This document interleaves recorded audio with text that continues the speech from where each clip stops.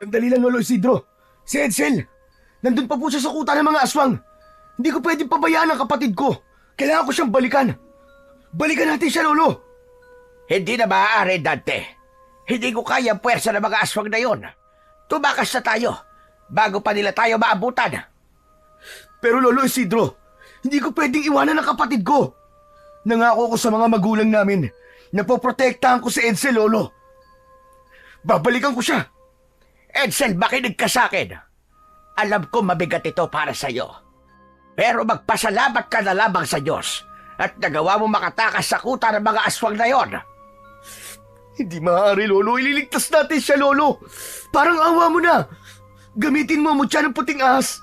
Parang awa mo na, Lolo. Ikinalulungkot ko, Dante. Pero mahina na ang katawan ko. Kahit ang mutya na meron ako, ay hindi na ako kayang palakasin. Isa pa, sigurado ako na sa mga oras na ito ay wala na ang kapatid mo. Sa dami ng aswang sa kutang yon. Malamang ay. Anak ng putya, hindi totoo yan! Buhay pa ang kapatid ko! Buhay pa siya! Kung ayon siyang iligtas, ayoko na lang ang magliligtas sa kanya!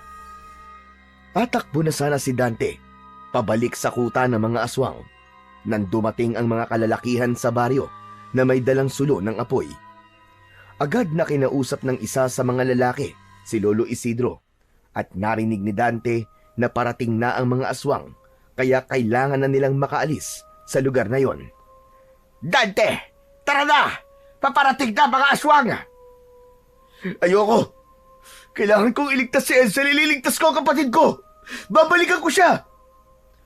Inutusan ni Lolo Isidro ang mga kalalakihan na pigilan si Dante sa tangkanyang pagbalik sa kuta ng mga aswang. Hinawakan siya ng ilang mga kalalakihan sa magkabilaan niyang braso at walang nagawa ang pagpipiglas niya sa puwersa ng mga yon. Habang umiiyak, ay walang tigil na isinisigaw ni Dante ng paulit-ulit ang pangalan ng kanyang nakababatang kapatid na si Edsel.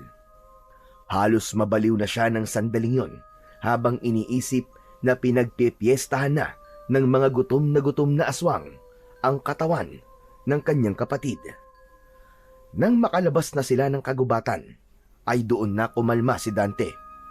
Nakatulala siya habang sumasabay sa paglalakad kay Lolo Isidro at sa mga kalalakihan. Nanginginig pa rin ang katawan ni Dante, hindi dahil sa pagod at takot, kundi dahil sa konsensyang unti-unti siyang kinakain. Pagkarating nila sa kubo ni Lolo Isidro, agad silang pumasok doon. Nangihinang napaupo si Dante habang walang patid ang pagpatak ng kanyang mga luha. Tulala siyang nakatingin sa sahig, habang ang mga kamay niya ay mahigpit na nakatikom. Hindi ko mapapatawad sa sarili ko sa pag-iwan ko kay Edsel sa kuta ng mga aswang na yun. Wala akong kwentang kapatid! Wala akong kwentang kapatid! Sa loob ng isipan ni Dante ay bumalik ang gabi kung saan nakuha sila ng kanyang kapatid ng mga aswang. Gabi noon, sa kabila ng banta ng aswang, ay lumabas pa rin si Dante ng bahay para makipagkita sa babaeng kanyang nililigawan. Hindi niya alam na nakasunod pala sa kanya si Edsel. Nagulat na lamang siya nang marinig niya ang paghingi ng saklolo ng kanyang nakababatang kapatid. Lumingon siya at nakita niyang tinatangay ng mga aswang si Edsel.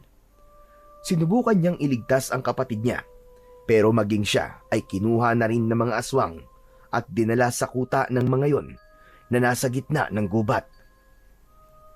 2 gabi silang binihag ng mga aswang bago siya nailigtas ni Lolo Isidro at ng mga kalalakihan sa kanilang baryo. Kung hindi sana ako lumabas ng gabing yon, malamang ay hindi kami nakuha ng mga aswang. Kasalanan ko itong lahat. Kasalanan ko! Wala kang kasalanan sa nangyari, Dante. Huwag mo sisihin ang sarili mo, lalo na't hindi mo ginusto nangyaring yon. Hindi ko ginusto, pero iniwanan ko siya sa kuta ng mga aswang, Lolo Isidro. Iniwanan ko siya ron! Anong klaseng kapatid ako? Ngunit hindi mo siya ginustong iwanan, Dante. Sadyang wala lang tayo magagawa para iligtas pa si Edsel. Sana, iniwan niyo na lang din ako dun, Lolo. Sana hinayaan niyo lang ako makasama si Edsel para dalawa kami pinatay ng mga aswang. Mga hayop sila. Mas gugustuhin ko pang mamatay kasama si Edsel kesa mabuhay ako na wala siya. Biglang bumagsak ng malakas ang isang kamay ni Lolo Isidro sa mesa. Nagulat si Dante. Nang tumingin siya sa matanda, ay matalim ang mga mata nito habang nakatitig sa kanya. Huwag mong sabihin yan, Dante! Alam mo bang halos ikamatay ng mga kalalakihan sa baryo ang pagsagip sa inyo? Alam mo bang ilang buhay ang nalagay sa panganib para lang mailigtas kayo magkapatid? Huwag mong ipaparinig yan sa mga taong isinugal ang buhay nila para sa inyo magkapatid. Huwag mong binabaliwala ang sakripisyong ginawa nila para sa inyo. Mas lalong lumakas ang hagulgol ni Dante. Halos hindi na siya makahinga sa labis na pag-iyak at pag-aalala para sa kanyang nag-iisang kapatid. Naiintindihan naman niya si Lolo Isidro, pero habang iniisip niya ang nangyayari sa kapatid niya, ay hindi niya maiwasang mas lalong panghinaan. Patawad, Dante. Hindi kita dapat tinaasan ang boses. Alam ko natatakot ka, pero isang bagay lamang ang iyong tatandaan. Merong dahilan kung bakit ikaw lang ang nakaligtas. May dahilan kung bakit nangyayari ang lahat ng ito. Lolo Isidro, hindi ko maisip kung anong dahilan na sinasabi mo. Sabihin mo nga sa akin para maintindihan ko lahat. Hindi ko rin alam, Dante. Mahirap man tanggapin pero minsan ay may mga masasakit na pangyayari na hindi natin agad malalaman kung bakit kailangan yung mangyari. Pero darating at darating ang araw, mahahanap mo rin ang kasagutan. Pinunasan ni Dante ang kanyang luha, pero hindi pa rin maalis-alis ang bigat sa kanyang puso. Pakiramdam niya ay isa siyang malaking kabiguan sa kanyang mga magulang dahil hindi niya nagawang iligtas ang kanyang nakababatang kapatid mula sa mga aswang na dumukot sa kanila. Matapos na mag-usap ni Dante at Lolo Isidro, ay nagtungo na si Dante sa kwarto nila ni Edsel. Nang humiga siya, ay mas lalo siyang napaiyak sapagkat hindi siya sanay na hindi niya katabi sa higaan na yon ang kanyang kapatid. Mula pa pagkabata, ay si Dante na ang tagapagtanggol ng kanyang kapatid na si Edsel. Noon ay may isang maliit na sakahan ang kanilang ama at ang ina naman nila ay laging abala sa paghahabi ng banig na ibinibenta nito sa palengke. Hindi man marangya ang kanilang buhay, ay sapat naman yon para sa kanila. Hanggang sa dumating ang gabing bumago sa buhay nila. Isang malakihang pag-atake ng mga aswang ang nangyari sa loob ng kanilang baryo. 10 taong gulang pa lamang siya noon, habang si Edsel naman ay 5 taong gulang. Sa pag-ataking yon, ay namatay ang kanilang mga magulang nang dahil sa pagtatanggol sa kanilang magkapatid mula sa mga aswang. Mula noon ay si Lolo Isidro na ang kumupkup sa kanila. Ito na ang tumayong mga magulang nilang magkapatid. Mahina ang katawan ni Edsel at madali itong kapitan ng sakit. Kaya naman, si Dante ang naging tagapagtanggol ng kanyang nakababatang kapatid.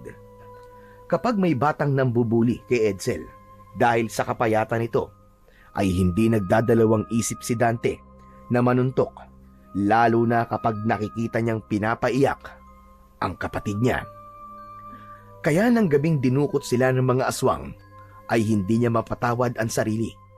Nangako kasi siya sa mga magulang niya na poprotektahan niya palagi si Edsel. Matapos maalala ang lahat ng yon, ay pilit na pumikit si Dante at pilit niyang isinantabi ang sakit na kanyang nararamdaman. Ngunit kahit na anong gawin niya, ay hindi niya matakasan ang katotohanan na iniwan niya ang kapatid niya sa kamay ng mga aswang.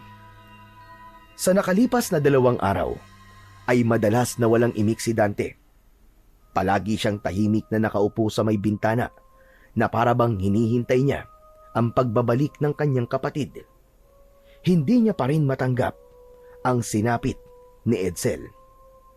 Kung minsan pa nga, nagigising si Dante sa gitna ng gabi dahil napapanaginipan niya si Edsel na umiiyak at humihingi ng tulong. Maging sa pagkain ay wala siyang gana. Hindi siya makatulog ng mahimbing at sa umaga ay madalas siyang umiiyak sa gitna ng kanyang mga gawain. Kaya naman isang umaga ay hindi na kinaya pa ni Dante. Nagdesisyon siyang magtungo sa kuta ng mga aswang kahit pa alam niyang delikado. Mabilis niyang tinahak ang daan patungo sa gubat. Dumaan siya sa masukal na daan. Nang marating ni Dante ang kuta ng mga aswang, ay napahinto siya.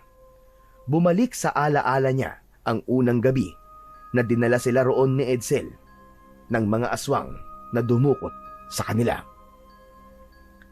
Tahimik ang paligid at nagtaka siya dahil wala siyang nakitang kahit na isang aswang doon.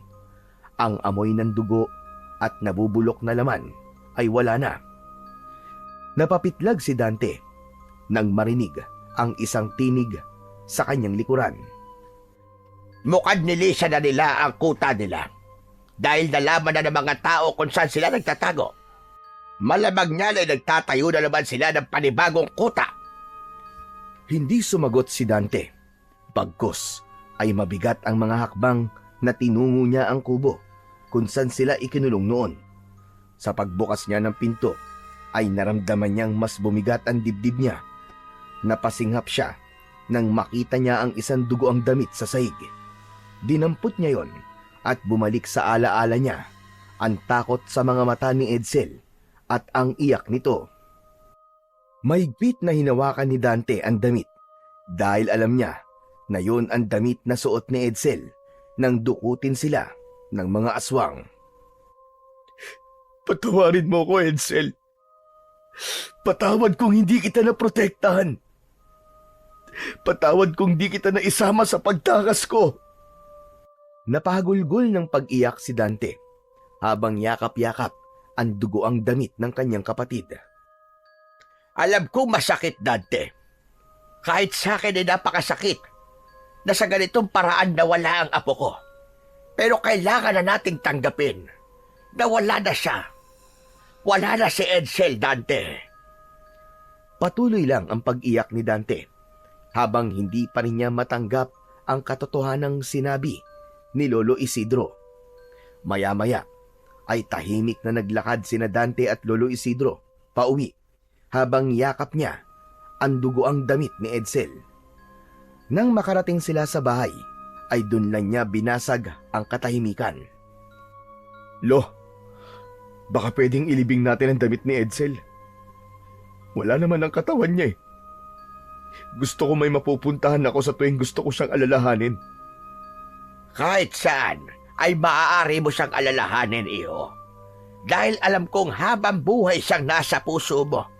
Nasa puso natin. Pero kung ang bagay na yan ang makagagaan sa kalooban mo, ay gagawin natin. Maraming salamat po, Lo. Kumuha ng pala si Lolo Isidro at nagsimulang maghukay sa likod ng bahay. Tahimik lang si Dante habang pinapanood ang kanyang lolo. Hindi niya namalayang muling tumulo ang mga luha niya at bumagsak yon sa damit ni Edsel. Nang sapat na ang lalim ng hukay, ay marahang inilagay ni Dante ang damit doon. Ilang sandali siyang nakatitig sa dugo ang damit at umasa siya na magkakaroon ng himala at bigla na lamang darating si Edsel. Patawad. Patawad, Edsel. Patawad kung hindi kita nailigtas. Alam ko na kung nasan ka man ngayon. Ay masaya ka na dahil kasama mo na si nanay at tatay. Maingat na tinabunan ni Lolo Isidro ang hukay habang nakayuko si Dante. Alam niyang matagal pa bago mawala ang sakit na kanyang nararamdaman. Pero naniniwala siya na kailangan niya ng simulan na tanggapin ang lahat. Kinaumagahan, habang nag-aalmusal, ay tahimik lamang si Dante. Isang bagay ang paulit-ulit na naglalaro sa utak niya. Kagabi pa niya yun naisip at naniniwala siya na yun lamang ang paraan para kahit papano ay makalimot siya sa sakit na pinagdadaanan niya dahil sa pagkamatay ng nakababata niyang kapatid na si Edsel. Aba, Dante, wala ka na namang ganang kumain. Baka magkasakit ka na sa ginagawa mong yan sa sarili mo. Lo, nakapagdesisyon na po ako kagabi pa. Pupunta na po ako ng Maynila. Tatanggapin ko na po ang alok ni na Tita Maricel na pag-aralin ako sa kolehiyo. Oh, akala ko ba ay ayaw mo doon? Noon po yun, Lolo. Ayoko lang kasi noon na mahiwalay kay Edsel eh. Pero ano pang gagawin ko? Wala na si Edsel. Kaya kaya ko nang umalis dito sa baryo natin. Kung yan ang gusto mo, ay hindi kita pipigilan. Maganda rin naman na makapagtapos ka ng kolehiyo at ang edukasyon ay isang bagay na hindi mananakaw ng kahit na sino sa'yo. Kailangan ko rin po lumayo, Lolo Isidro. Hindi ako makakausad dito. Dahil lahat ng makikita ko ay nagpapaalala lang sa akin kay Edsel. Mas lalo lang ako nalulunod sa sakit. Naisip ko rin po, Lo, na baka gusto niyo pong sumama sa akin. Doon po tayo magsimula ng panibagong buhay. Umiling si Lolo Isidro, sabay higop ng kape. Dante, alam mo namang hindi ko pwedeng iwan ang lugar natin. Kailangan pa rin ako dito. Ako ang may hawak ng mutya ng puting ahas. Abay kung aalis ako, sino magpoprotekta sa baryo natin? Hindi pa tapos ang laban natin sa mga aswang. Dahil hanggang ngayon ay umaatake pa rin sila rito. Hindi na yata titigil ang mga walang yan yon hanggang hindi nila tayo nauubos. Pero Lo, kaya niyo po bang mag-isa rito? Matagal na akong mag-isa. Bago pa man ako ang mag-alaga sa inyo ni Edsel, hindi ba? Huwag mo kong intindihin. Ang intindihin mo ay ang buhay na bubuuhin mo uli sa Maynila. Wala nang nagawa si Dante kundi tanggapin ang desisyon ng kanyang lolo. Alam niyang hindi niya ito mapipilit.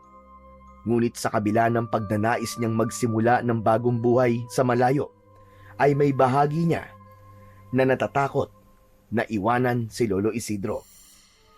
Mabilis na dumating ang araw ng pag-alis ni Dante patungong Maynila. Inihatid siya sa bus station ni Lolo Isidro at habang naghihintay ng bus ay kinausap ni Dante ang kanyang lolo. Lolo Isidro, hindi po ba talaga kayo sasama sa akin? Napag-usapan na natin ito, Dante. Alam mo ang dahilan kung bakit hindi ako pwedeng umalis dito sa ating baryo. Ay, nako. Ewan ko po, Lo. Pero parang ayaw ko na pong umalis eh. Baka malungkot po kayo kasi dito pag mag-isa lang kayo. Ano ka ba naman? Huwag mo kong alalahanin. Marami naman tayong kapitbahay. Kapag naiinip ako ay pwede ako makipagpuntaan sa kanila. O ayan na pala ang bus. Dali na, sumakay ka na para makaalis ka na kagad. Bago tuluyang sumakay ng bus, ay isang mahigpit na yakap ang ibinigay ni Dante sa kanyang lolo. Sa kabila ng pangungulila sa baryo at kay Lolo Isidro, ay iniisip na lang niya ang magandang buhay na naghihintay sa kanya sa Maynila, lalo na kapag nakapagtapos na siya ng pag-aaral sa kolehiyo. Pagdating ni Dante sa Maynila, ay malugod siyang tinanggap ng kanyang tita Maricel at itinuring siya nitong parang sariling anak. Pinili ni Dante na kunin ang kursong civil engineering. Yun ay isa sa mga pangarap niya na matagal niya nang nais abutin, ngunit hindi niya nabigyang pansin dahil sa pag-aalaga sa kanyang kapatid. Lumipas ang 5 taon ng pagsisikap at pagpupuyat, at sa wakas ay naging ganap ng inhinyero si Dante. Nakahanap siya ng trabaho sa isang kilalang kumpanya at unti-unti siyang bumuo ng bagong buhay sa lungsod. Subalit sa kabila ng mga tagumpay niya sa buhay, ay hindi kailanman nawala sa kanyang puso't isipan si Edsel. Paminsan-minsan ay bumabalik sa kanya ang mga alaala ng kanyang kapatid. Hanggang sa unang pagkakataon, matapos ang 5 taon, ay nagpasya si Dante na bumalik sa kanilang baryo upang bisitahin si Lolo Isidro. Ang totoo, kung hindi lang dahil kay Lolo Isidro, ay hindi na siya babalik doon dahil natatakot siyang harapin muli ang masasakit na alaalang iniwan niya na roon. Pagbaba ni Dante mula sa sinasakyang tricycle, ay bumungad kagad sa kanya ang baryong minsang naging mundo niya. Marami na rin ang nagbago. May mga bagong tayong bahay at mukhang mas tahimik na ang baryo. Pero sa bawat hakbang niya ay may kirot siyang nararamdaman sa kanyang dibdib. Bawat sulok kasi ng lugar na yon ay nagpapaalala sa kanya ng masasayang sandali na kasama niya pa si Edsel. Mabigat ang hakbang ni Dante habang palapit sa bahay ni Lolo Isidro, hanggang sa nakita niya si Lolo Isidro na abala sa pagdidilig ng mga tanim nitong gulay sa gilid ng bahay. Mas payat na ito ngayon kaysa dati at kita sa kilos nito ang panghihina ng katawan. Hindi na nito namalayan na nakalapit na siya. Lolo Isidro! Napahinto ang matanda at dahan-dahang lumingon sa kanya. Napakagat-labi si Dante nang makita ang mukha nito. Kulubot na ang balat nito at kita sa mga mata nito ang pagod at katandaan. Bumaha ang emosyon sa kanyang dibdib. Hindi niya napigilan ang pag-agos ng kanyang luha. Binitiwan niya ang dala niyang bag at parang bata na niyakap niya ang lolo niya. Patawad po, Lolo! Patawad po dahil 5 taon po akong hindi bumalik dito. Ano ka ba? Ayos lang, Dante. Ang mahalaga ay nagbalik ka. Nandito ka na ulit. Hindi mo alam kung gaano ko kasaya ngayon. Mariin na ipinikit ni Dante ang mga mata. Malakas siyang napahagulgol dahil alam niya sa kanyang sarili na malaki ang pagkukulang niya sa kanyang lolo. Pero nangako siya sa kanyang sarili na dahil kaya na niya, ay ibibigay niya rito ang maginhawang buhay na nararapat para dito. Nang humupa ang emosyon ni Dante, ay pumasok na sila sa loob ng bahay. Iginala ni Dante ang mga mata sa kabuuan ng bahay at napangiti siya dahil walang ipinagbago yon. Sa dati pa rin nakapwesto ang mga gamit. Pakiramdam niya tuloy ay para siyang bumalik sa nakaraan. Wala pa rin palang nagbago sa bahay niyo, Lolo Isidro. Ganito pa rin po nung umalis ako. Wala talaga akong binago, Apo. Ang gusto ko kasi ay pagbalik mo, ganito pa rin ang madadatnan mo. Muling tumingin si Dante sa paligid at hinayaan ang sarili na namnamin ang bawat sulok ng bahay na minsan niyang tinawag na tahanan. Nang naupo si Lolo Isidro sa mahabang upuan, ay tumabi siya sa matanda. Kumusta ka naman, Dante? Ang pag-aaral mo? Sa awa ng Diyos, Lolo, tapos na po ako mag-aral. Engineer na po ako ngayon at may trabaho na rin po ako sa Maynila. Ito nga po't buti pinayagan. Nag-leave lang po ako na matagal kasi gusto ko pong makasama kayo ng mas matagal. Abay, mainam naman kung ganon. Natupad mo na ang pangarap mo.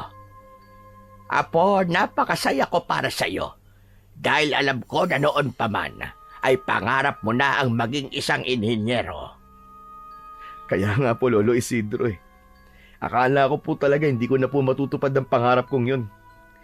Pero ito kahit papaano po, iniisip ko na baka kaya nawala si Edsel kasi para makaalis ako sa baryo natin at matupad ko po ang aking pangarap. At alam ko po na kung nasan man si Edsel ngayon, ay masaya rin po siya para sa akin. Sabi ko naman sa iyo, Dante, mahahanap mo rin ang mga kasagutan kung bakit nangyari ang lahat ng yon sa buhay mo. May mga bagay na masakit, pero kailangan mangyari.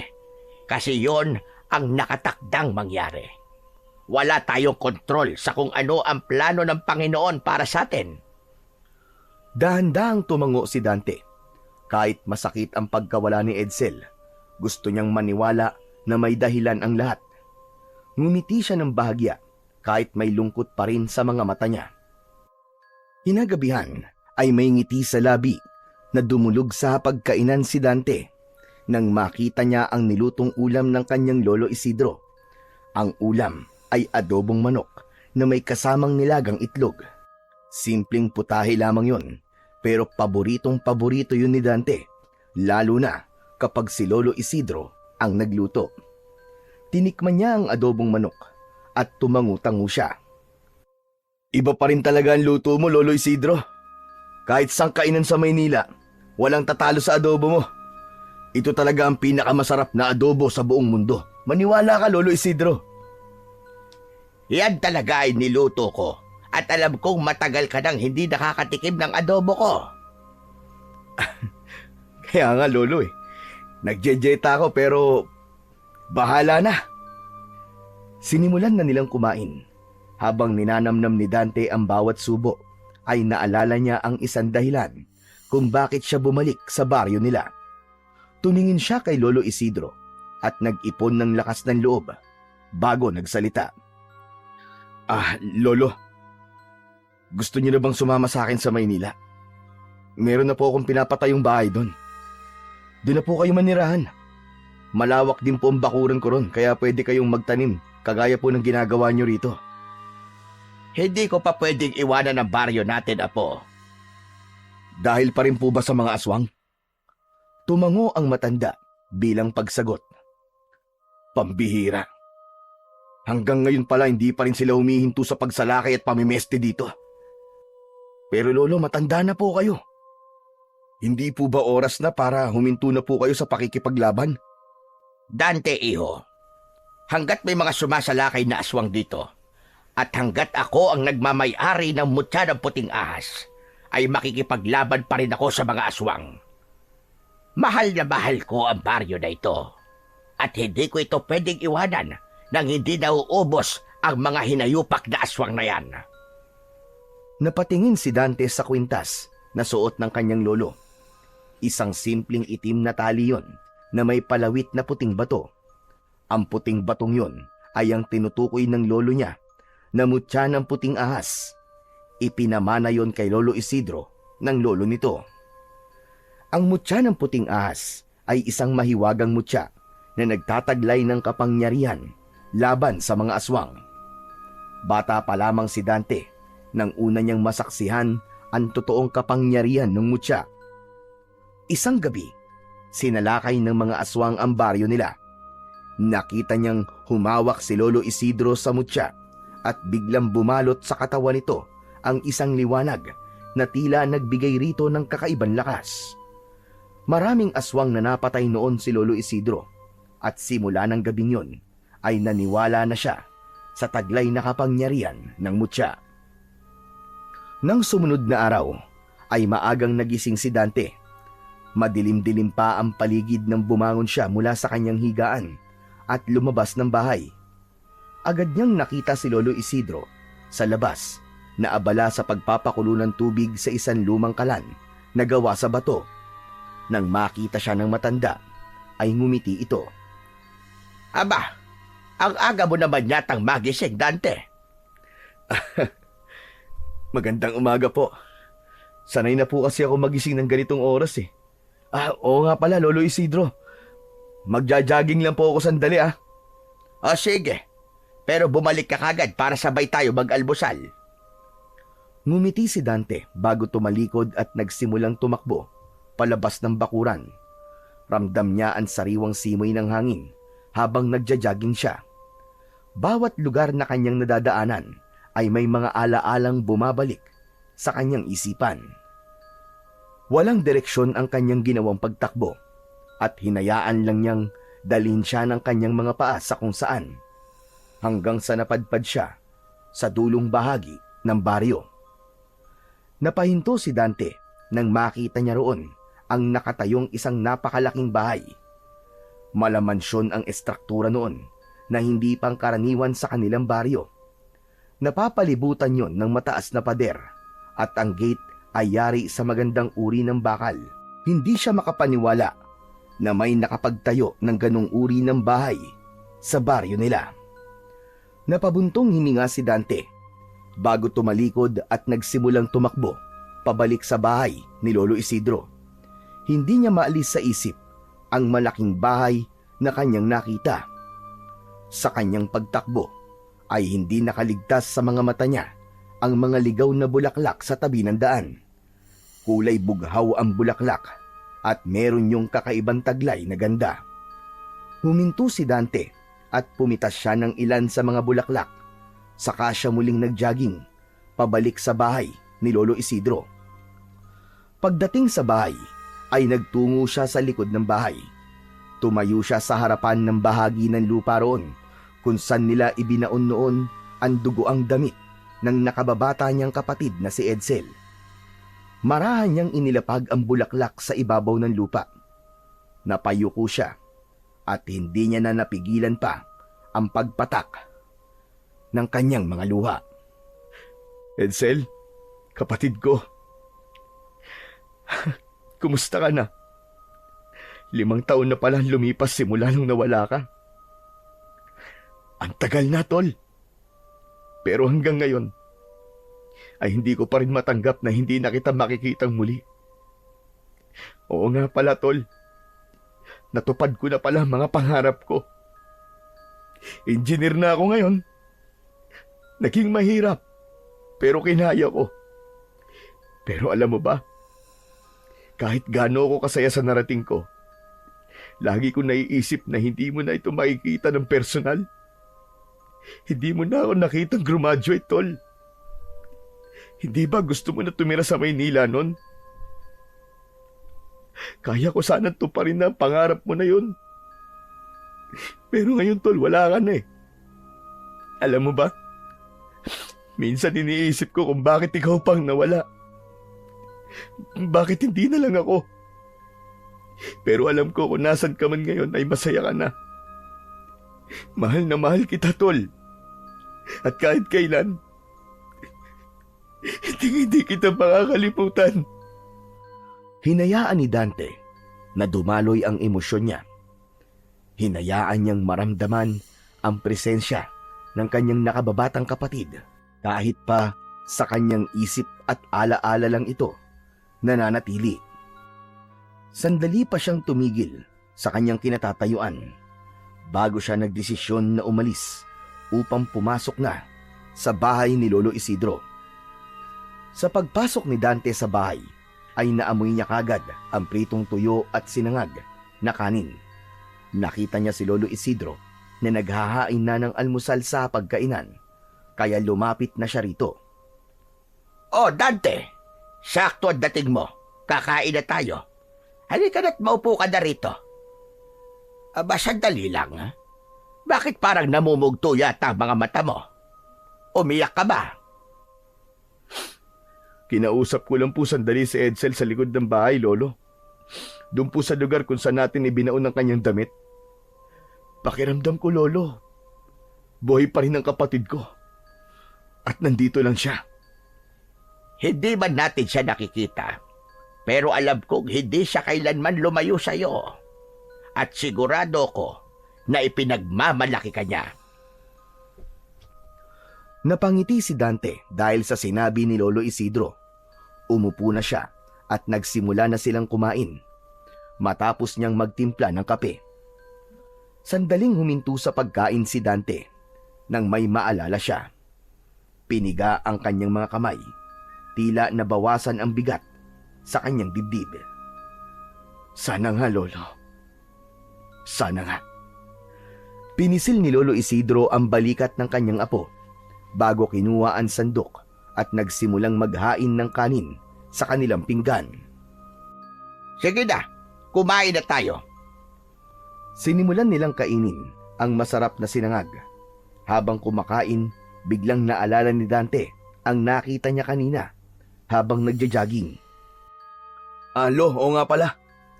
Habang nagja-jogging po ako, napunta po ako dun sa dulo ng baryo. Napansin ko po yung malaking bahay na parang mansyon dun. Kanino po yun?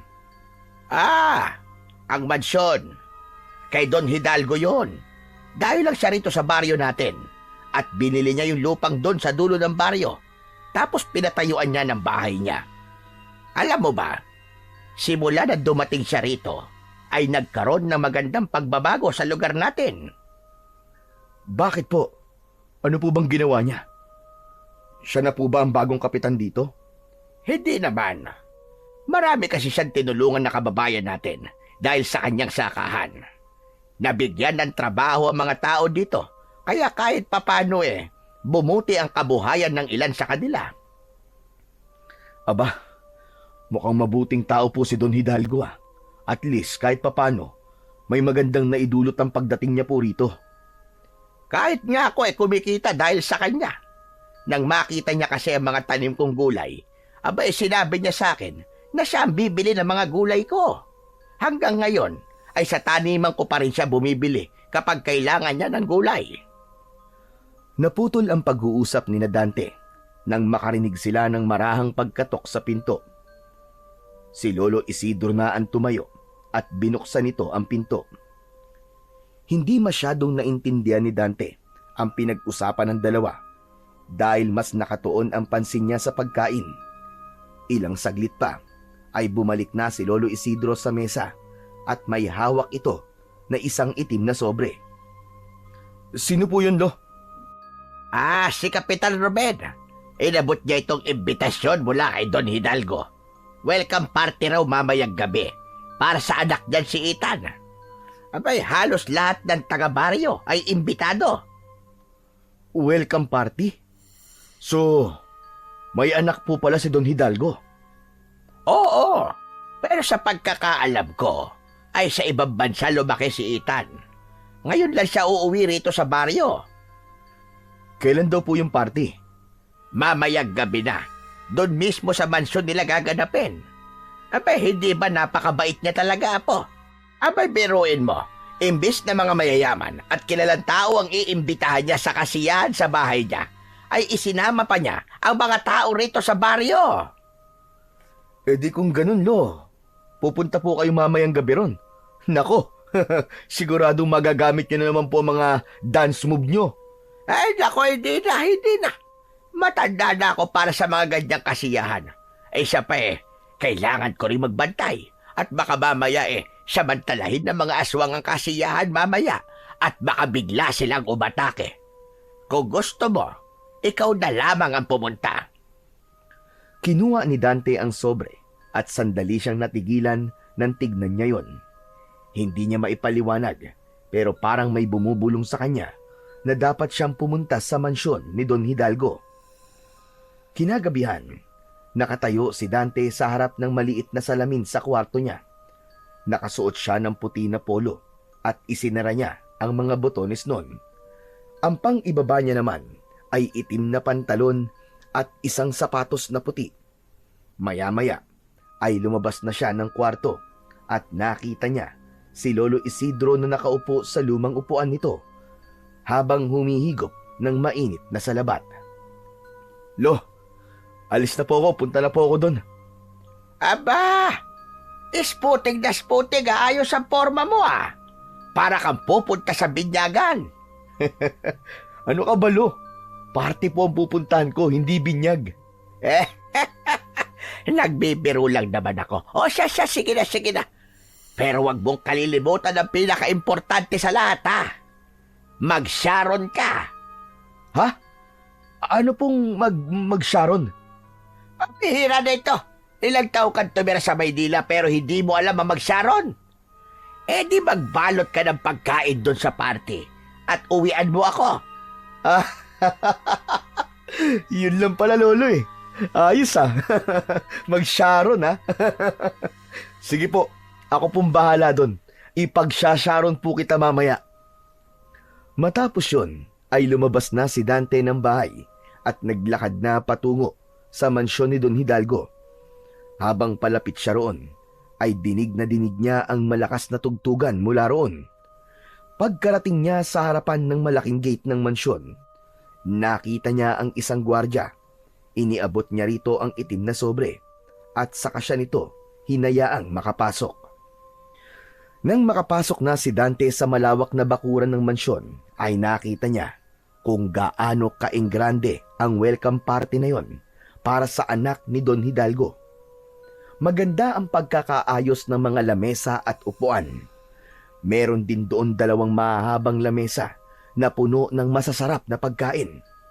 Sa unahan naman ay may isang maliit na entablado.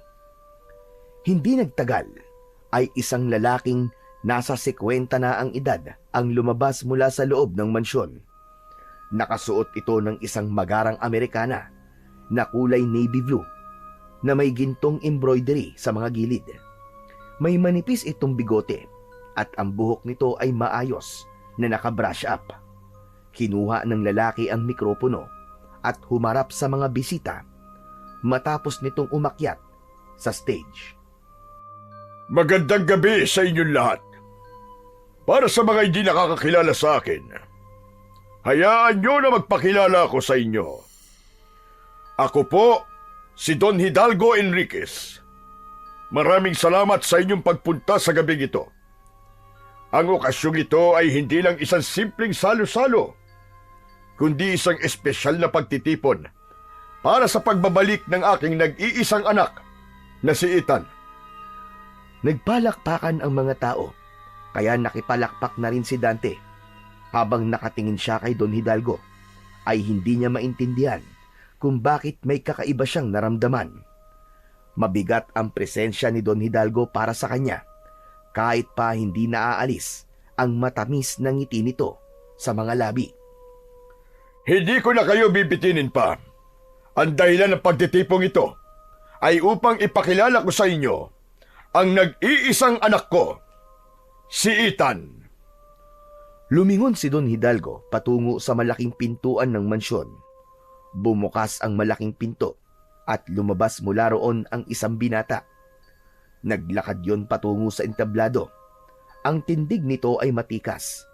Nakasuot ito ng isang puting long sleeve na nakatupi ang manggas, itim na slacks at itim na sapatos.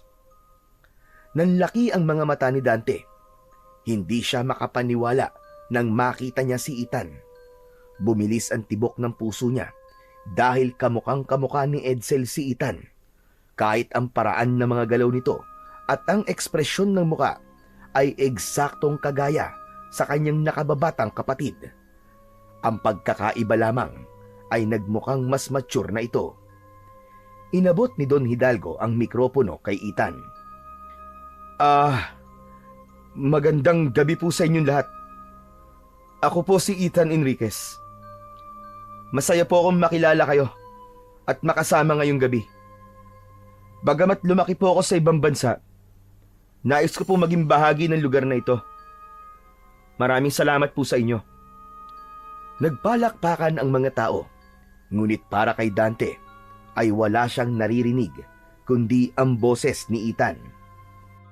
Pagkababa ni Ethan mula sa entablado ay hindi na nakapagpigil si Dante. Agad siyang sumugod palapit dito at niyakap niya ito ng maigpit. Nagulat siya nang malakas siyang itulak ni Ethan palayo. Halata sa mukha nito ang pagtataka at inis. Nawalan siya ng balanse at napaupo siya sa lupa. Sino ka? At bakit mo ako niyayakap ng basta-basta, ha? Tumayo si Dante habang hindi niya inaalis ang tingin kay Ethan. Edsel, hindi mo ba ako kilala? Ako to, ang Kuya Dante mo. Pasensya na, pero hindi kita kilala. Ngayon lang kita nakita eh. Ikaw si Edsel, sigurado ako. Hindi ako maaaring magkamali. Magkapatid tayo. Edsel, Diyos ko, hindi ako makapaniwala na buhay ka. Paano ka nakaligtas sa mga aswang? Sorry pero hindi ko alam ang sinasabi mo. Tigilan mo ang pagtawag sa akin ng Edsel dahil hindi Edsel ang pangalan ko.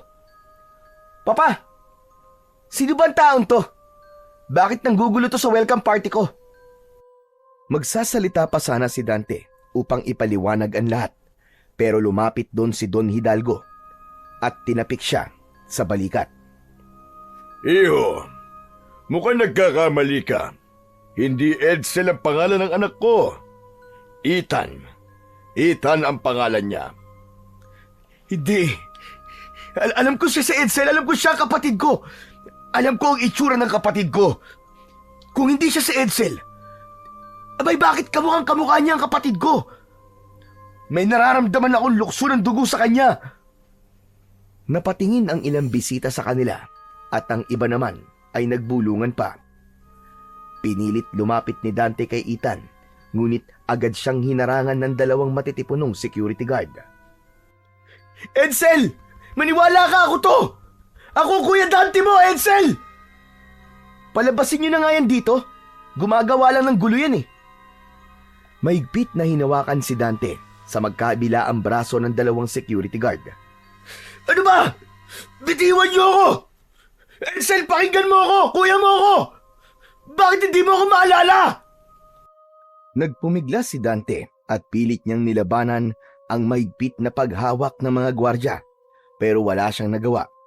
Wala man lang emosyon sa mukha ni Ethan habang pinagmamasdan niya ito na inilalayo rito ng mga tauhan ni Don Hidalgo. Patuloy na isinisigaw ni Dante ang pangalan ng kanyang kapatid habang hinihila siya ng mga gwardya papalayo. Nang tuluyan siyang mailabas sa gate, ay agad na isinarado ng isang gwardya ang gate. Naiwang nakatayo si Dante sa labas ng mansyon.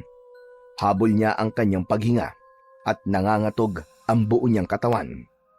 Mula sa labas ng gate ay tinanaw niya si Ethan na bumalik na sa loob ng mansyon. Mabigat ang bawat hakbang ni Dante habang naglalakad siya pabalik sa bahay ni Lolo Isidro. Bagsak ang kanyang balikat at nakayuko siya na parabang pinagbagsakan siya ng langit at lupa.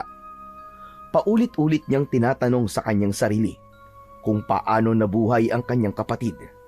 Ngunit higit sa lahat ay nais niyang makakuha ng sagot sa tanong kung bakit itinatanggi nito na hindi ito si Edsel.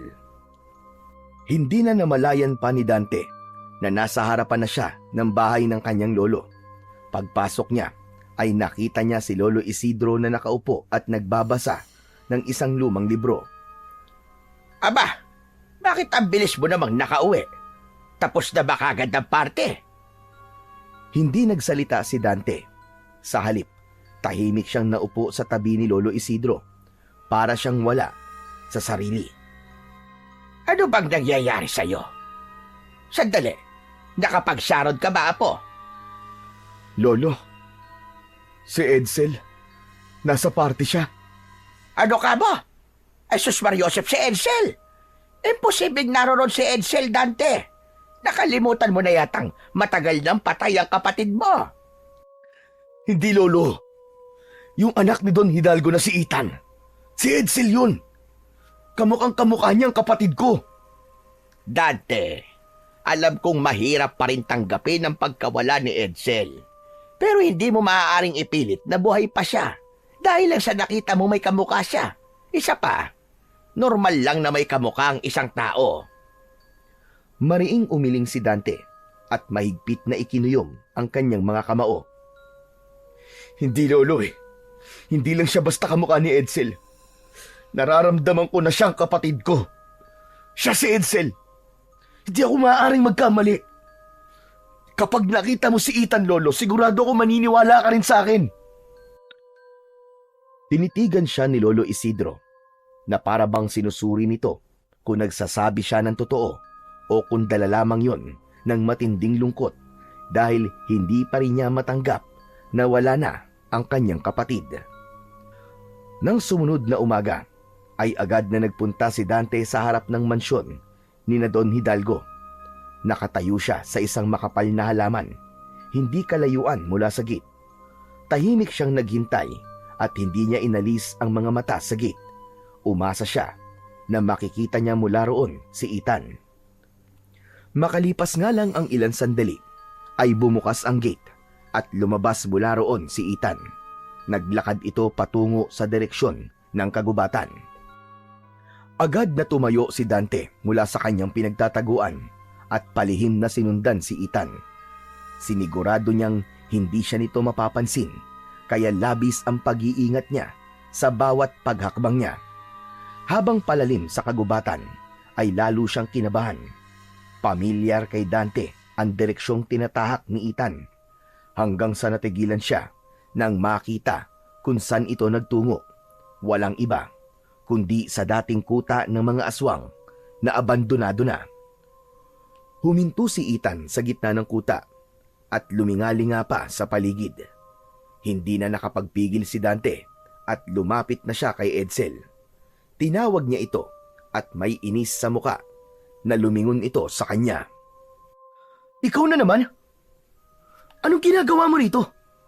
Sinundan mo ba ako hanggang dito? Ngayon ay sigurado na ako na ikaw nga talaga si Edsel. Alam mo kung anong lugar na ito, di ba? Kaya ka nandito ay dahil ito ang lugar kung saan tayo dinala ng mga aswang 5 taon nang nakararaan. Hindi ko alam ang sinasabi mo. Tumigil ka na sa ilusyon mo, magkapatid tayo. Wala akong kapatid. Ako lang ang nag-iisang anak ng papa ko. Naglakad-lakad lang ako, kaya napadpad ako sa lugar na ito. Bakit ba itinatanggi mo na ikaw si Edsel? Galit ka ba sa akin? Dahil ako lang nailigtas ni Lolo Isidro nun? Mariing hinawakan ni Dante ang magkabila ang balikat ni Ethan at matiim niya itong tinignan ng diretsyo sa mata. Nakita niya ang bahagyang panginginig ng labi ni Ethan. Nagulat si Dante nang bigla siyang itulak ni Ethan ng malakas. Napaatras siya ng ilang hakbang. Tumalikod si Ethan at mabilis na naglakad palayo. Pero hindi agad sumuko si Dante. Agad niyang hinabol si Ethan at muli niya itong hinawakan sa balikat. Mabilis na humarap si Ethan at malakas siya nitong sinuntok sa muka. Napapikit si Dante sa lakas ng suntok ni Ethan. Nawalan siya ng panimbang at napaupo siya sa lupa. Kapag hindi mo ako tinantanan, pulis na ang makakaharap mo. Huwag mo akong subukan. Kayang-kaya kitang ipakulong. Lalo na't hindi naman kita kaano-ano. Muling tumalikod si Ethan at malalaki ang mga hakbang na naglakad palayo kay Dante. Sa kabila ng pananakit ni Ethan, ay hindi pa rin nawala sa isipan ni Dante na ito nga ang kapatid niyang si Edsel. Mabigat ang hakbang ni Dante nang maglakad siya pabalik sa bahay ni Lolo Isidro.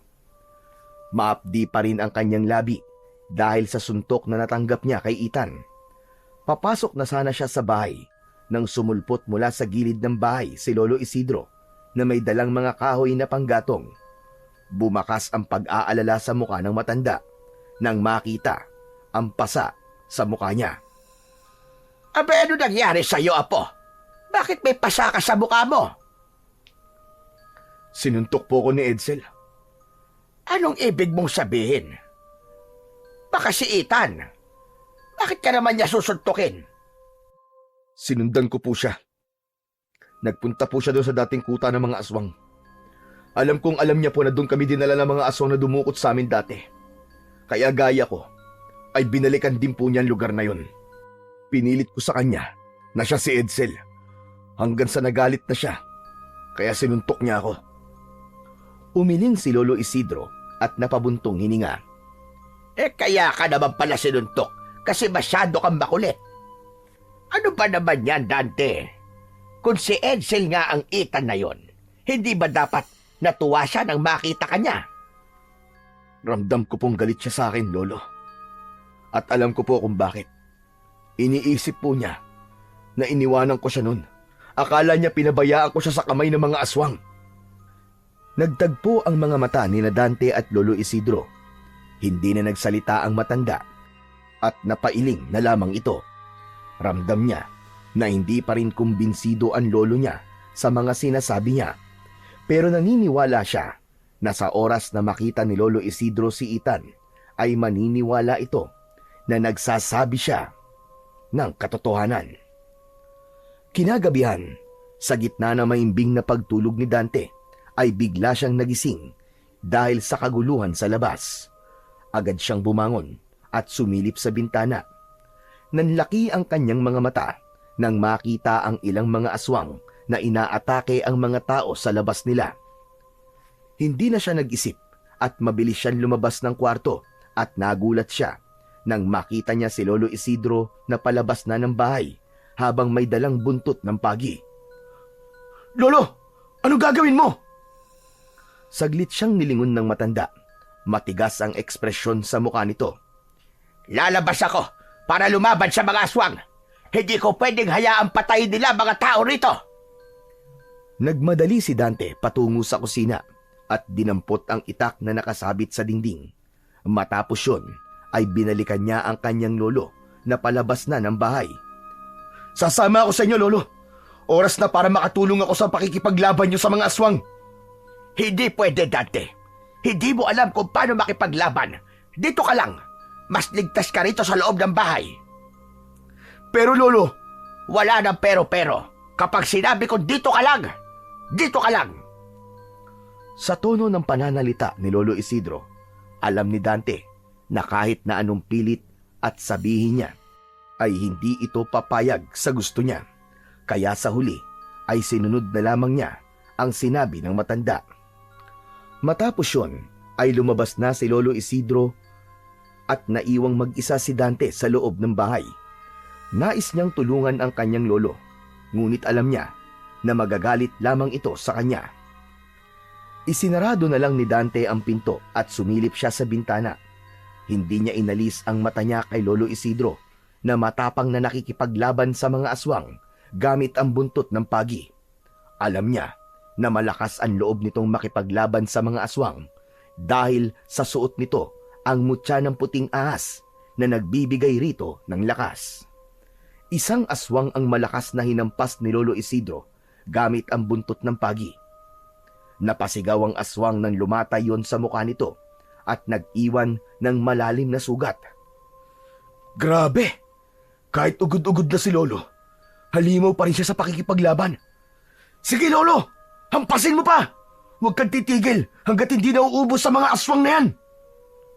Hangang-hanga si Dante sa pakikipaglaban ng kanyang lolo. Ngunit habang tumatagal, ay napapansin niya na hindi na ito kasing bilis tulad ng dati. Hindi niya maitatanggi na malakas pa rin si Lolo Isidro, pero halata na ang pagbagal ng galaw at atake nito. Dahil doon ay biglang kinabahan si Dante. Hanggang mula sa likuran ng kanyang lolo ay isang aswang ang umatake. Bago pa man makaiwas ang matanda, ay bumaon na ang matutulis na kuko ng aswang sa likod nito. Hindi na nag-isip pa si Dante at muli niyang kinuha ang itak. Patakbo siyang lumabas ng bahay at nilapitan niya ang aswang na umatake sa kanyang lolo. Walang pagdadalawang isip na tinaga ni Dante ang aswang sa batok na agad nitong ikinabagsak sa lupa. Mabilis na lumingon si Lolo Isidro at nagulat ito nang makita niya si Dante. Dante! Anong ginagawa mo rito? Sinabi ko naman sa'yo manatili ka lamang sa loob. Wala akong pakialam, Lolo, kahit magalit pa kayo sa akin. Sa ayaw at sa gusto nyo, makikipaglaban ako sa mga aswang. Muling sumugod ang mga aswang. Sa kabila ng sugat ni Lolo Isidro, ay lumaban pa rin ito. Biglang umatake sa harapan ni Dante ang isang aswang. Kahit wala siyang alam sa pakikipaglaban, ay hindi siya umatras. Itinarak niya ang itak sa leeg ng aswang.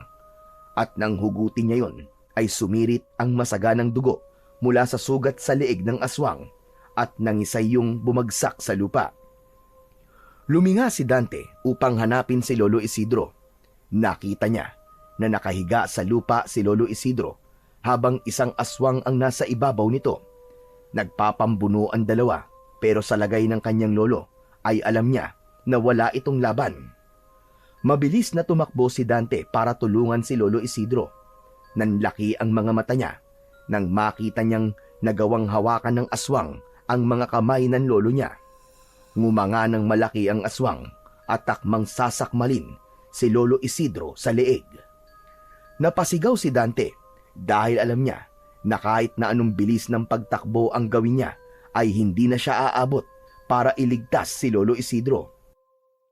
Ngunit sa hindi inaasahang pangyayari ay biglang lumapit si Ethan sa aswang na umaatake kay Lolo Isidro at mabilis nitong ibinaon sa likod ng ulo ng aswang ang hawak nitong mahabang kawayan na may tulis sa dulo. Napahinto si Dante. Hindi siya makapaniwala sa kanyang nakita. Nakita niya rin ang reaksyon ni Lolo Isidro. Napako ang tingin ng matanda kay Ethan habang nanlalaki ang mga mata nito. Alam niya kung bakit ganun ang reaksyon ng lolo niya at dahil yon sa sobrang pagkakahawig talaga ni Ethan kay Edsel. Nanatili si Ethan sa kinatatayuan niya. Tinulungan ni Ethan si Lolo Isidro na makatayo. Maigpit ang hawak ng matanda sa braso ni Ethan habang unti-unting tumatayo. Pagkatayo ay mabilis na niyakap ni Lolo Isidro si Ethan ng mahigpit. Ramdam ni Dante ang pagkasabik ng lolo niya sa apo nito na inakala nilang patay na. Kasabay ng tagpong yun, napansin ni Dante ang kakaibang nangyari sa paligid. Ang mga aswang na kanina lang ay walang habas na umaatake ay biglang tumakbo palayo sa baryo hanggang sa wala nang natirang aswang doon. Nang tuluyang mawala ang mga aswang, ay lumapit si Dante sa dalawa. Ngunit biglang kumalas si Ethan mula sa yakap ni Lolo Isidro. Maraming salamat sa pagliligtas mo kay Lolo Edsel. Ikaw nga si Edsel. Hindi ako makapaniwala na buhay ka pa, apo ko. Tumigil nga kayo. Hindi ako sabi si Edsel eh. At huwag niyo nang ipilit pa ang isang bagay na walang katotohanan. Matalim ang tingin ni Ethan sa kanilang dalawa bago ito tumalikod at mabilis na naglakad palayo. Edsel! Edsel, apo, sandali lang! Babalik ka rito! Akmang hahakbang si Lolo Isidro para sundan si Ethel, pero agad itong pinigilan ni Dante. Maigpit ang kapit niya sa braso ng matanda. Pilit itong pinipigilan. Lolo, hayaan niyo na siya. Sinubukan ko na rin siyang kausapin pero patuloy lang niyang itinatanggi na siya nga si Edsel. Matagal pang nakatitig si Lolo Isidro sa papalayong si Ethan hanggang sa tuluyan na itong nawala sa paningin nila. Matapos yun ay inalalayan ni Dante si Lolo Isidro pabalik sa loob ng bahay. Pagkatapos nila ay pinaupo niya ang kanyang lolo at mabilis siyang kumuha ng bote ng alkohol, malinis na tela at benda mula sa isang lumang kahon na ginagamit nila bilang pangunang lunas. Maingat na hinubad ni Dante ang dugo ang damit ng kanyang lolo.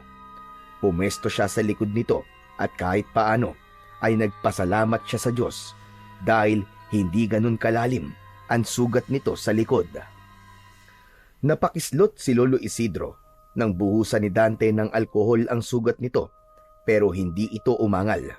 Alam niya na sanay na ito sa mga ganong sugat dahil sa tagal na nitong nakikipaglaban sa mga aswang. Bihira. Totoo nga ang sinabi mo, Dante. Ang anak ni Don Hidalgo ay walang iba kundi si Edsel. Ang nakapagtataka lang ay bakit hindi niya tayo kilala. Ramdam kong kilala niya tayo, Lolo. Pero nagpapanggap lamang siya na hindi. Ang hinala ko ay galit siya sa akin. Ang iniisip siguro niya ay iniwan ko siya nun. Akala niya ay sarili ko lang ang isinalba ko, pero ang totoo ay gusto ko siyang balikan nun para iligtas din sa mga aswang. Nagpatuloy si Dante sa paglilinis sa sugat ni Lolo Isidro. Hindi niya napigilan ang maluwa dahil sa loob ng 5 taon ay inisip niyang patay na si Edsel at bilang kapatid nito ay masakit sa kanya na muli nga silang nagkita pero galit naman ito sa kanya. Kailangan ko siyang mapaamin, Lolo. Kailangan ko siyang makausap para maipaliwanag ko sa kanya ang lahat. Pero ang ipinagtataka ko ay kung paano siya nakaligtas nun sa mga aswang. Hindi na nagsalita pa si Lolo Isidro, pero alam ni Dante na malalim ang iniisip nito. Makalipas ang ilang sandali, ay natapos na ni Dante ang paglilinis sa sugat ng lolo niya. Nalagyan na rin niya yon ng benda. Kumuha siya ng malinis na damit at inabot niya yon kay Lolo Isidro. Umupo si Dante sa harapan ng lolo niya at nagtama ang mga mata nila. Pero kahit itinatanggi tayo ni Edsel, ay masaya pa rin ako na buhay siya, Dante. Masaya ako na napunta siya kay Don Hidalgo dahil alam ko sa nakalipas na 5 taon ay naging maganda at komportable ang buhay niya. Pero Dante, apo, gawin mo ang lahat para maibalik sa atin si Edsel. Pangako, Lolo. Gagawin ko ang lahat. Ang kailangan lang talaga ay makausap ko siya. Naniniwala ko na makikinig at makikinig pa rin siya sa akin. Alam ko na mahal niya pa rin tayo, Lolo. Habang nakatingin si Dante sa matanda, ay may awang humaplos sa puso niya. Sa kabila ng edad ni Lolo Isidro, ay patuloy pa rin itong lumalaban. Pilit pa rin nitong ginagampanan ang tungkulin na sana ay matagal na nitong iniwanan. Hinawakan niya ang magaspang na kamay ng matanda at masuyo itong pinisil. Lolo Isidro, kanina ho habang nakikipaglaban ka, ay nakita ko na hindi ka nakasimbilis ng dati sa pag-atake. Ano bang magagawa ko, apo? Matanda na ako, Dante. Hindi na ako kayang pabilisin ng mutya ng puting ahas. Kaya nga po, Lolo. Kaya oras na po siguro para magpahinga ka na sa pakikipaglaban mo. Umiling si Lolo Isidro at mapait na ngumiti. Wala akong kilalang tatanggap ng mutya, Dante. Mabigat ang responsibilidad na dala nito. At alam mo yon. Ako, Lolo, ipagkatiwala mo sa akin. Ibigay mo sa akin ang mutya ng puting ahas. Hayaan mong ako na makipaglaban sa mga aswang. Aba, hindi maaari. Hindi ko ilalagay sa panganib ang buhay mo, apo. At hindi mo ba narinig? Mabigat ang responsibilidad na dala ng mutyang ito. Hindi ito para kaning mainit na kapag napaso ka ay pwede mong iluwa. Pero hindi ko niluluwa ang mainit na kanin, Lolo. Kahit napapaso ko, ay nilulunok ko pa rin yun. Ganun ang gagawin ko kapag napunta sa akin ang mutya ng puting ahas. Kahit mahirapan ako, ay hindi ko ito bibitiwan gaya ng ginawa nyo.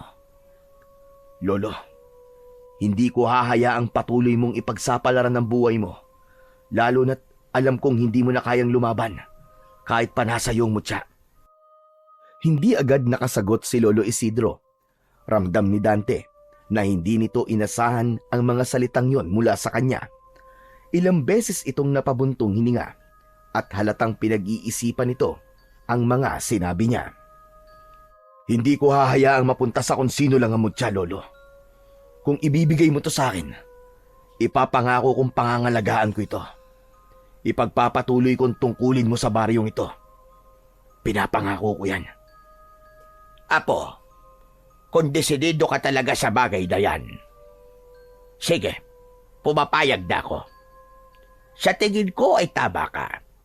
Mas lalo lamang mapapahamak ang baryo natin kung kagaya ko ang hahawak ng mutya ng puting ahas. Tama ka. Oras na siguro para magkaroon ng bagong tagapagtanggol ang baryo natin laban sa mga aswang. Napangiti si Dante sa sinabi ni Lolo Isidro. Ngunit sa likod ng ngiting yon ay alam niyang isang mabigat na tungkulin ang tinanggap niya. Alam niyang hindi na magiging katulad ng dati ang buhay niya, pero wala na siyang pakialam. Ang mahalaga ay makakapagpahinga na si Lolo Isidro sa pakikipaglaban sa mga aswang. Isang gabi na bilog ang buwan ay nagtungo sina Dante at Lolo Isidro sa likod ng bahay upang gawin ang ritual ng pagpapasa ng mutya ng puting ahas. Nagsindi ng mga kandila si Lolo Isidro at ipinwesto niya ito ng pabilog at tumayo silang dalawa sa gitna ng mga kandila. May hawak si Lolo Isidro ng isang mangkok na may lamang pinaghalong langis at dugo ng ahas. Dante, apo, bago natin simulan ang ritual, kailangan mong maunawaan ang bigat ng desisyong ito. Kapag hindi ka tinanggap ng mutya, maaaring manganib ang buhay mo. At kung hindi kayanin ng katawan mo ang kapangyarihan nito, ay may posibilidad na ikaw mismo ang magiging biktima ng lakas na dala nito. Opo, Naiintindihan ko po, Lolo Isidro. Ang mutya ng puting ahas ay hindi lang basta nagbibigay ng lakas at bilis. Ibinibigay rin ito ang kakayahan ng isang ahas. Patatalasin ito yung paningin at pandinig. Huwag mo rin kalilimutan na hanggat nasa iyo ang mutya, ay hindi mo na mababawi ang normal mong buhay. Hindi kita tinatakot, bagkus ito ay isang paalaala at babala. Ngayon, handa ka naman tanggapin ang mutya ng puting ahas at ang responsibilidad na kalakip nito. Opo, Lolo Isidro. Buong puso ko pong tinatanggap ang mutya ng puting ahas at ang responsibilidad na dala nito. Dinasalan na ni Lolo Isidro ang mangkok na naglalaman ng pinaghalong langis at dugo ng ahas. Matapos yun, ay inilubog nito roon ang hintuturo nito gamit ang langis at dugo ng ahas. At may isinulat itong mga simbolo sa noo ni Dante gamit ang hintuturo nito. Muli itong umusal ng mga dasal. Sa pagkakataon na yon, ay nagsimulang lumakas ang ihip ng hangin sa paligid nila. Ang apoy sa mga kandila ay gumalaw na parabang nagsasayaw ang mga yon. Ibinaba ni Lolo Isidro sa lupa ang mangkok at hinubad nito ang mutya ng puting ahas. Ipinagkakatiwala ko na sa iyo ang mutya ng puting ahas, Dante.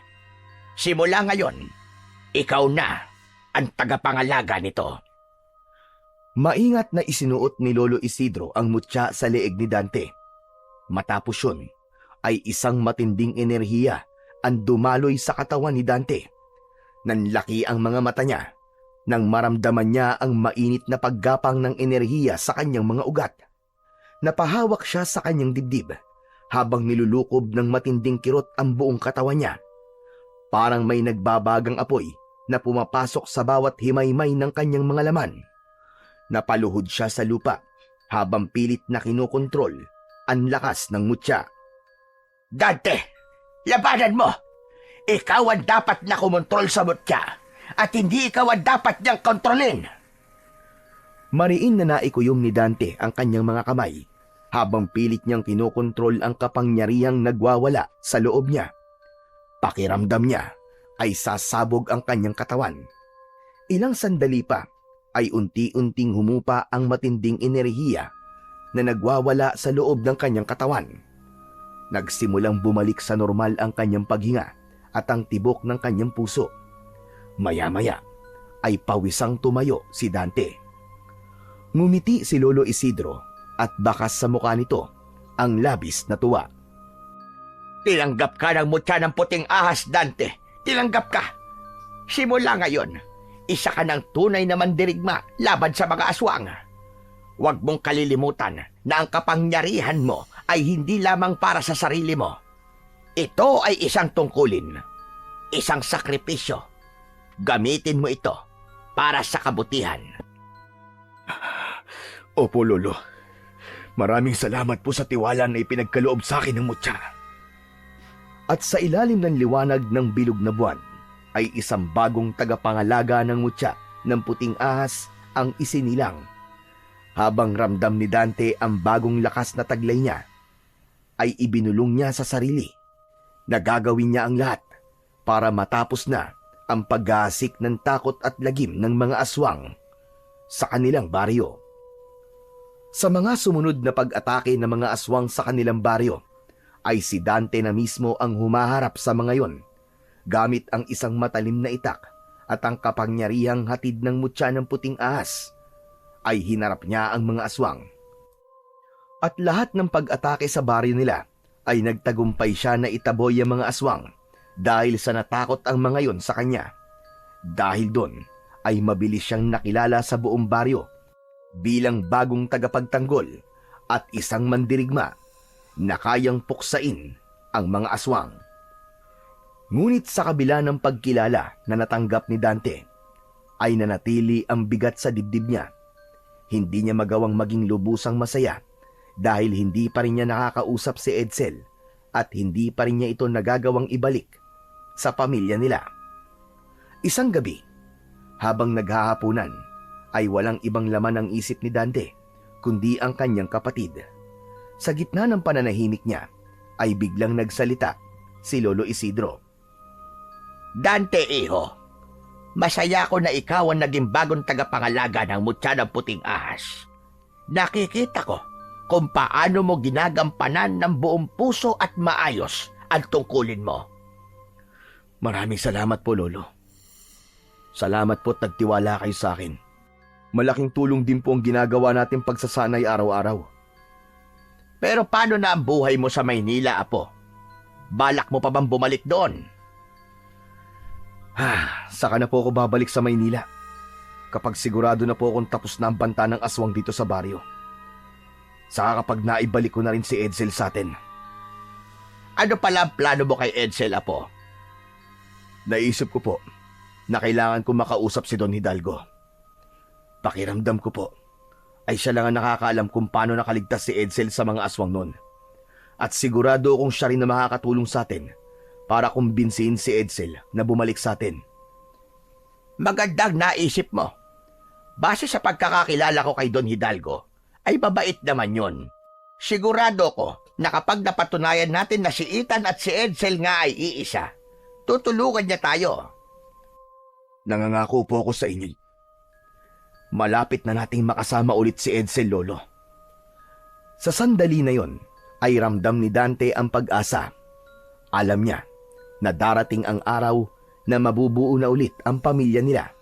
At kapag nangyari yon, ay poprotektahan na niya si Edsel upang hindi na ulit ito mawala sa kanila ng kanyang lolo. Isang umaga, maagang nagtungo si Dante sa palengke upang bumili ng ilang pangangailangan nila sa bahay. Sa paglalakad niya roon, ay isang pamilyar na figura ang agad na nakatawag ng kanyang pansin. Walang iba kundi si Ethan. Hindi na siya nag-atubiling lapitan ito at agad na bumakas ang inis sa mukha ni Ethan nang makita siya. Ikaw na naman? Talaga bang kahit saan ako naroon ay nakasunod ka? Edsel, miss na kita at ni Lolo Isidro. Parang awa mo na. Umuwi ka na sa bahay. Ano ba? Wala akong kilalang Lolo Isidro. Pwede ba? Layuan mo na ako. Kailangan natin mag-usap. Kailangan kong ipaliwanag sa'yo kung bakit hindi kita nabalikan noong gabing tatakas dapat tayo sa mga aswang. Kung iniisip mong pinabayaan kita, nagkakamali ka. Naipit lang ako sa sitwasyon, kaya hindi na kita nabalikan. Pero saksi ko ang Diyos, Edsel. Alam niya kung gaano ko kagustong balikan ka. Nagtama ang mga mata nilang dalawa. Napansin ni Dante ang luhang pilit na pinipigilan ni Ethan na kumawala. Ang kulit mo! Sinabi nang hindi nga ako si Edsel eh! Ilang beses ko ba sasabihin sa'yo ang bagay na yan bago ka maniwala? O baka naman, iniisip mo na ako na matay mong kapatid para lang mabawasan ang bigat ng konsensyang dinadala mo? Kahit anong pagtanggi ang gawin mo, alam kong ikaw ang kapatid ko. Ikaw si Edsel. Hindi ako si Edsel at wag mo akong sagarin. Kapag hindi ako nakapagpigil, tototohanin ko na ang pagpapapuli sa'yo. Parang binagsakan ng mundo si Dante. Wala na siyang nagawa nang tumalikod si Ethan at naglakad dito palayo. Naiwan siyang nakatayo sa gitna ng mataong palengke at sa kabila ng dami ng tao roon. Pakiramdam niya ay mag-isa siya habang unti-unting umaagos ang luha sa magkabilaan niyang pisngi. Isang gabi, naghahanda si Dante sa pagpunta niya sa mansyon ni na Don Hidalgo. Nakita niya ang kanyang lolo Isidro na nakaupo sa labas ng kanilang bahay. Nilapitan niya ito para magpaalam. Sa tuwing lumalabas siya ay nakasanayan na niyang dalhin ang itak niya at ang mutya ng puting ahas na nakasabit sa kanyang liig. Lolo, pupunta po ako kay Don Hidalgo ngayong gabi. Kakausapin ko po siya tungkol kay Edsel. Abay, mabuti naman kung ganon. Sana'y matulungan niya tayo para maibalik na natin si Edsel. Gusto mo ba samahan kita? Umiling si Dante at ngumiti ng bahagya. Hindi na po, ako na lang po, Lolo. Ipagdasal niyo na lang po ako na maging maganda ang kalalabasan ng pag-uusap namin. O sige, mag-iingat ka, Dante. Muling ngumiti si Dante bago tuluyang naglakad palayo. Sa bawat hakbang niya sa madilim na daan ay pilit niyang nilalakasan ang kanyang loob.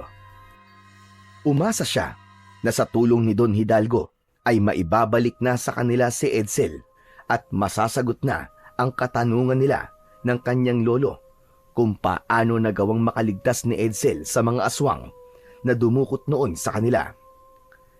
Hindi nagtagal ay narating na ni Dante ang mataas na gate ng mansyon ni Don Hidalgo. Huminto siya roon at huminga ng malalim.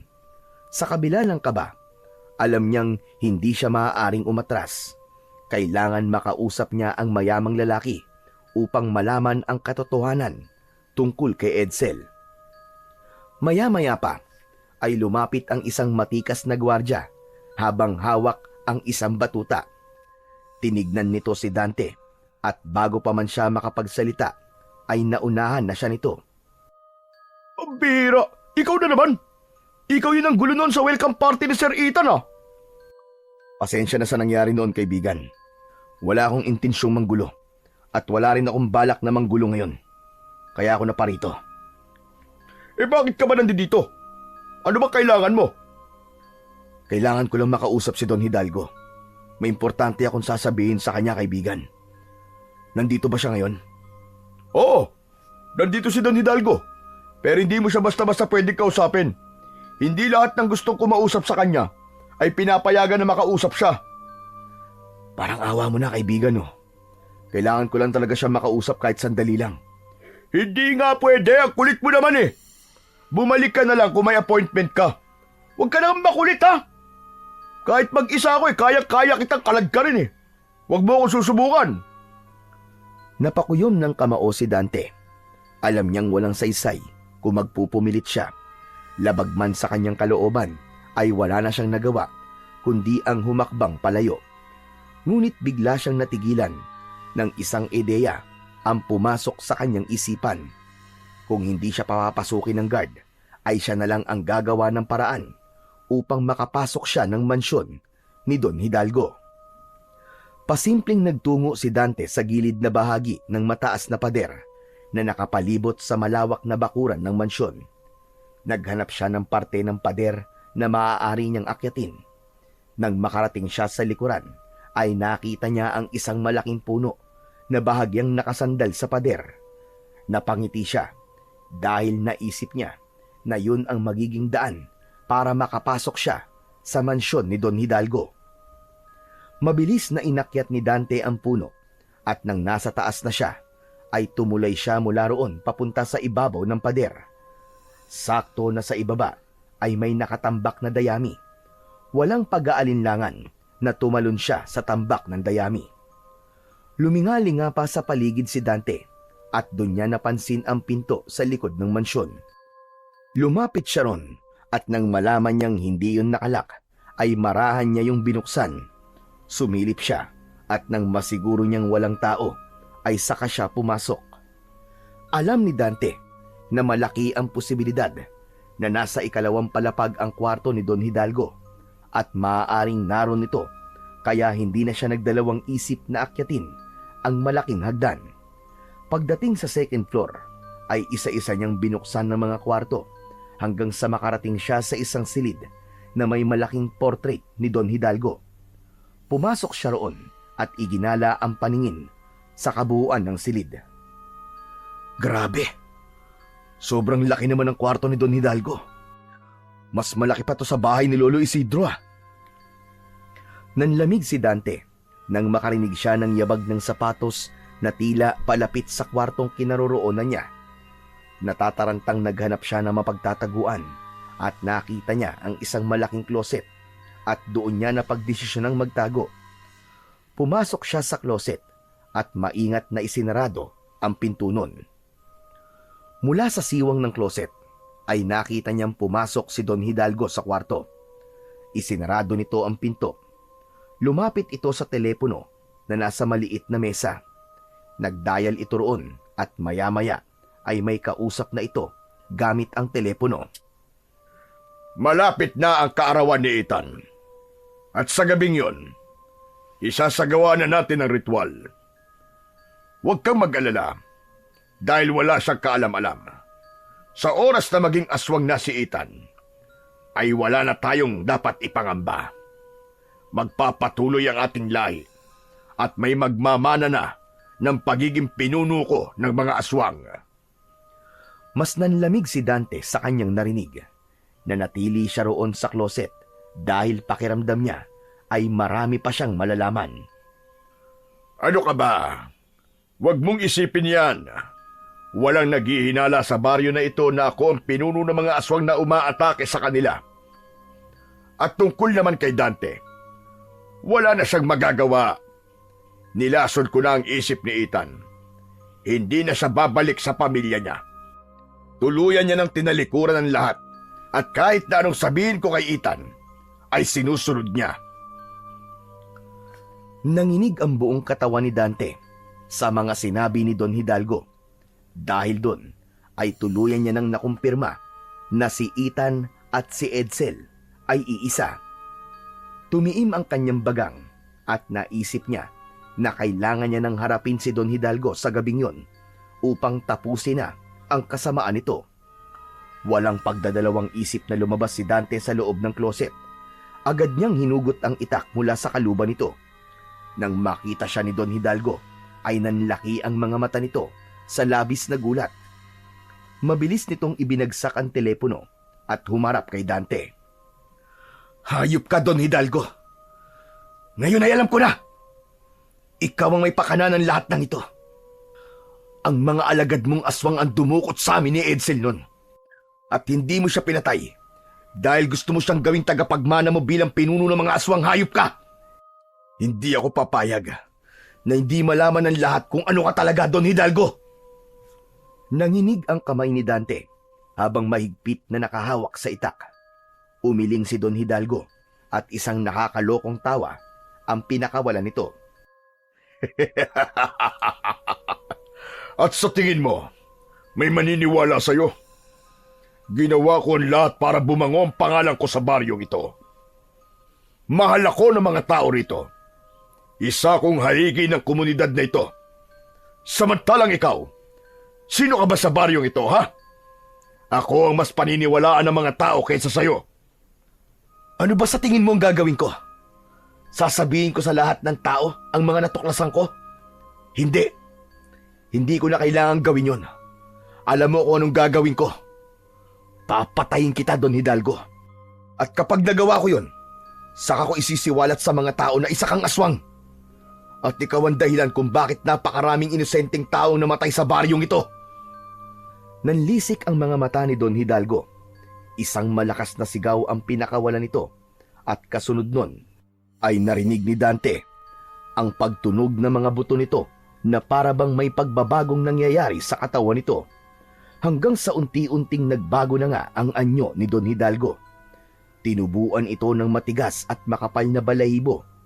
Ang mga mata nito ay naging mabalasik at nagkaroon ito ng matutulis na mga kuko at ngipin. Bahagyang lumaki ang katawan nito. Makalipas ang ilang segundo, ay hindi na si Don Hidalgo ang nasa harapan ni Dante, kundi isa ng mabangis na pinuno ng mga aswang. Sa wakas, ipinakita mo na rin kung sino kang talaga. At ito na ang una't huling beses na makikita mo ko sa ganitong anyo. Dahil hindi ako ang mamamatay ngayong gabi, kundi ikaw. Naunang umatake ang aswang kay Dante. Mabilis ang galaw nito. Umatras si Dante at matagumpay niyang naiwasan ang matutulis na kuko ng aswang. Bumuelo ang aswang upang sunggaban ulit si Dante, pero gaya ng una ay naiwasan niya lamang yon. Umikot si Dante, sabay tarak ng itak sa tagiliran ng aswang. Napangiwi sa sakit si Don Hidalgo at mas lalo pa itong nagalit dahil doon. Tumalon ng aswang kay Dante habang nakaumang ang matutulis nitong mga kuko. Yumuko si Dante at habang nasa itaas niya ang aswang ay hiniwa niya ang tiyan nito. Mabilis na lumayo ang aswang kay Dante habang sapu-sapo ang sugat nito sa tiyan.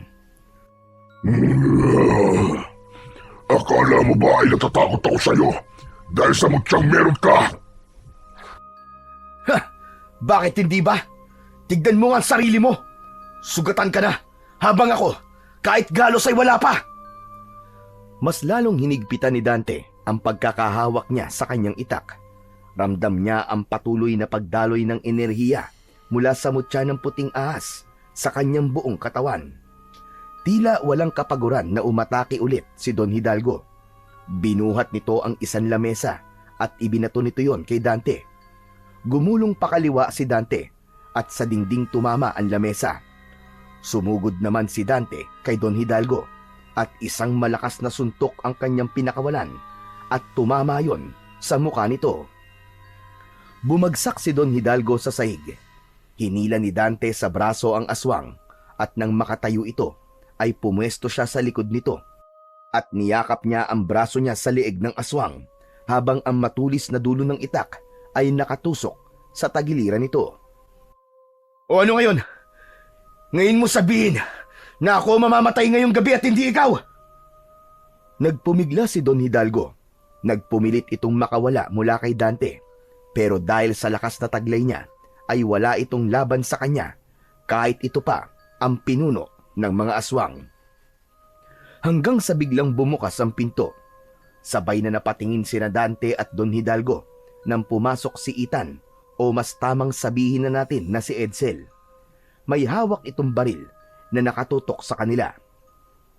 Humakbang si Edsel at huminto ilang dipaan layo kina Dante at Don Hidalgo. Hindi nito inalis ang pagkakatutok ng baril sa kanila. Ethan! Ethan, anak ko! Alam mong hindi yan ang pangalan ko. Edsel man o Ethan, ikaw pa rin ang anak na kailanman ay hindi ko inasahan na magkakaroon ako. Tulungan mo ko, anak! Hindi ko akalain na isa ka palang aswang, papa! Napangisi si Don Hidalgo sa kabila ng kanyang kahinaan.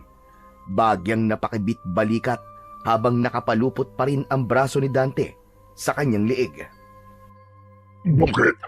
Mabubura ba ng pagiging aswang ko katotohanan? Ako ang dahilan kung bakit buhay ka pa hanggang ngayon, Edsel. Kung hindi ako dumating sa buhay mo, malamang matagal ka ng patay. Pero tignan mo ang sarili mo ngayon. May komportable kang buhay at lahat ng gusto mo ay nakukuha mo. At lahat ng yun ay dahil sa akin. Tumigil ka! Huwag mong gawing mabango ang sarili mo, hayop ka! Ginawa mo lahat ng yon para sa pansarili mo lang na interes.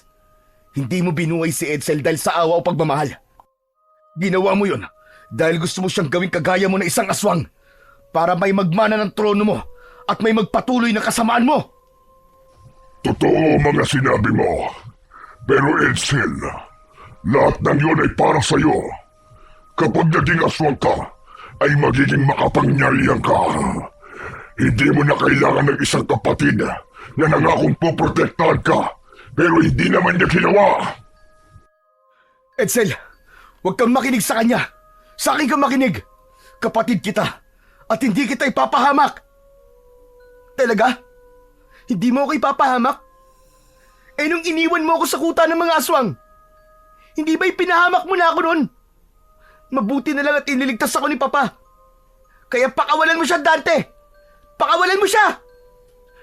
Pero Edsel, wala akong pakialam kahit gawin niya akong aswang. Siya at tumayong ama ko, simula nang iwanan mo ako. Kaya ang gusto ko, pakawalan mo siya ngayon din. Dahil kung hindi, papatayin kita gamit ang baril na to! Labis na nanghina si Dante sa mga salitang binitiwan ni Edsel. Sa paraan ng pananalita nito, ay alam niyang seryoso ito. Hindi niya namalayan na lumuwag na ang pagkakasakal ng braso niya sa leeg ni Don Hidalgo hanggang sa tuluyan na itong makawala. May malaking ngiti sa labi na naglakad palapit si Don Hidalgo na nasa anyong aswang pa rin kay Edsel. Nanatiling nakatayo si Dante habang may luhang naglalandas na sa magkabilaan niyang pisngi. Doon niya napagtanto na tuluyan na talagang nalaso ni Don Hidalgo ang isip ng kanyang kapatid dahil kahit nalaman na nito ang totoong intensyon ni Don Hidalgo kung bakit nito inampon si Edsel, ay ang pinuno pa rin ng mga aswang ang kinampihan nito. Marahang naglakad si Don Hidalgo palapit kay Edsel. Hindi mapalis ang malaking ngiti nito dahil pakiramdam nito ay ito na ang nanalo sa gabing yon. Hindi pa rin makapaniwala si Dante. Alam niyang malalim ang sugat na iniwan ng nakaraan dito, ngunit hindi niya akalaing ganun kahigpit ang kapit ni Don Hidalgo kay Edsel, at nagawa pa rin itong paikutin ang kapatid niya sa mga palad nito. Ngunit laking gulat ni Dante nang biglang itinutok ni Edsel ang baril sa muka ni Don Hidalgo at pinaputok yun. Walang buhay na bumagsak ang aswang sa sahig habang may isang tama ng bala ng baril sa noo nito. Matapos yun ay isang nakabibinging katahimikan ang bumalot sa silid na yon. Hindi pa rin makagalaw si Dante sa labis na pagkagulat sa ginawa ng kanyang kapatid. Para yan sa lahat ng panlilinlang mo sa akin, Hidalgo. Hindi na dapat binubuhay ang mga kagaya mong aswang. Tumingin si Edsel sa kanyang kuya Dante at nawala na ang galit sa mukha nito. Lumapit ito sa kanya. Hindi makapaniwala si Dante nang bigla siyang niyakap ni Edsel. Naramdaman niya ang panginginig ng katawan ng kanyang kapatid. Pagkalipas ng ilang sandali ay kumalas na si Edsel sa pagkakayakap.